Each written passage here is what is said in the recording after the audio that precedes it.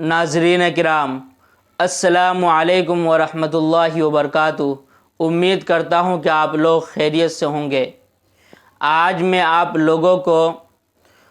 کاروبار میں خیر و برکت کے لیے، رزق میں کشادگی کے لیے، اگر کسی آدمی کے پاس کام وغیرہ نہیں ہے تو کوئی کام مل جائے اس کے لیے، اسی طریقے سے کوئی آدمی کما تو بہت رہا ہے لیکن اس کے رزق میں برکت نہیں ہو رہی ہے تو اس کے رزق میں برکت کے لیے، اسی طریقے سے کوئی آدمی بیمار ہے تو اس بیماری سے نجات پانے کے لیے قرآن و احادیث کی روشنی میں کچھ وظائف بتلاؤں گا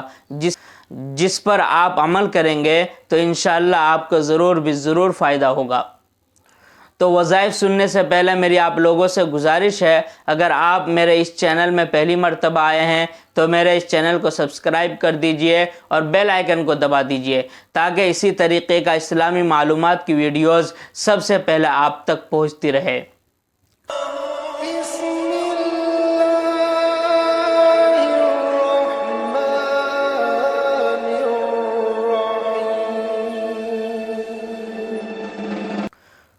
تو ناظرین کرام، رزق کا تعلق اللہ تعالیٰ کے ساتھ ہے۔ اللہ جس کو چاہتا ہے، جتنا چاہتا ہے رزق دیتا ہے۔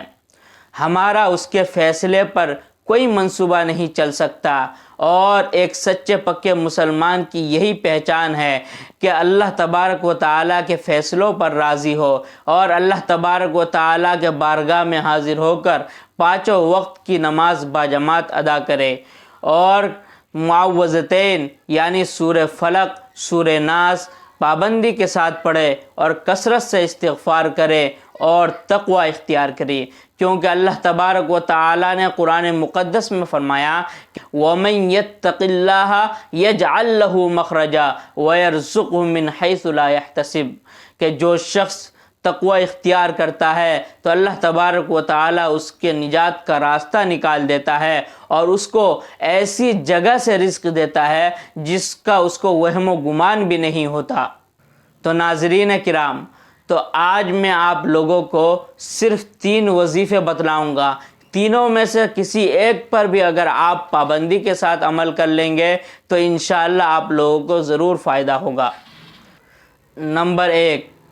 وضو کے درمیان اور نماز کے بعد یہ دعا پڑھے، اللہم اغفر لی ذنبی ووسع لی فی داری وبارک لی فی رزقی۔ نمبر 2، حضرت ابو ہریرہ رضی اللہ تعالی عنہ سے مروی ہے کہ نبی کریم صلی اللہ علیہ وسلم کے ساتھ میں باہر نکلا اس حال میں کہ میرا ہاتھ آپ کے ہاتھ مبارک میں تھا، اور آپ کا گزر ایک ایسے شخص کے پاس سے ہوا جو شکستہ دل تھا، پریشان تھا۔ تو آپ صلی اللہ علیہ وسلم نے فرمایا یہ کیسی حالت کر لی ہے تم نے؟ تو انہوں نے کہا کہ تنگ دستی اور بیماری نے ایسا مجھے کر دیا ہے۔ تو نبی کریم صلی اللہ علیہ وسلم نے فرمایا کہ میں کچھ کلمات تمہیں بتلاتا ہوں، تم پابندی کے ساتھ اس کو پڑھو اور اس کو یاد کر لو، انشاءاللہ ضرور فائدہ ہوگا۔ اور اس کے بعد نبی کریم صلی اللہ علیہ وسلم نے یہ کلمات پڑھے،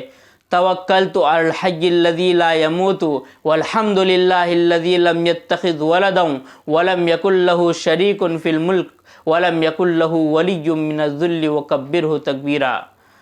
کچھ عرصے کے بعد نبی کریم صلی اللہ علیہ وسلم کا گزر اسی طرف سے ہوا تو اس شخص کو خوشحال پایا۔ تو نبی کریم صلی اللہ علیہ وسلم مسکرائے تو انہوں نے کہا کہ آپ نے جب سے مجھے یہ کلمات بتلائے ہیں تب سے میں یہ کلمات پابندی کے ساتھ پڑھ رہا ہوں اور آج میں خوشحال ہوں۔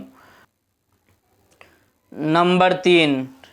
ہر نماز کے بعد یہ دعا پڑھے، اللہم اکفنی بحلالک عن حرامک واغننی بفضلک عمن سواک۔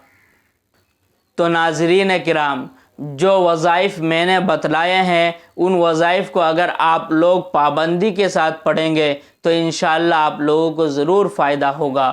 اللہ تبارک و تعالیٰ سے دعا کرے کہ اللہ تبارک و تعالیٰ ہم سب کے کاروبار میں خیر و برکت کا نزول عطا فرمائے اور ہم سب کے رزق میں کشادگی عطا فرمائے، آمین۔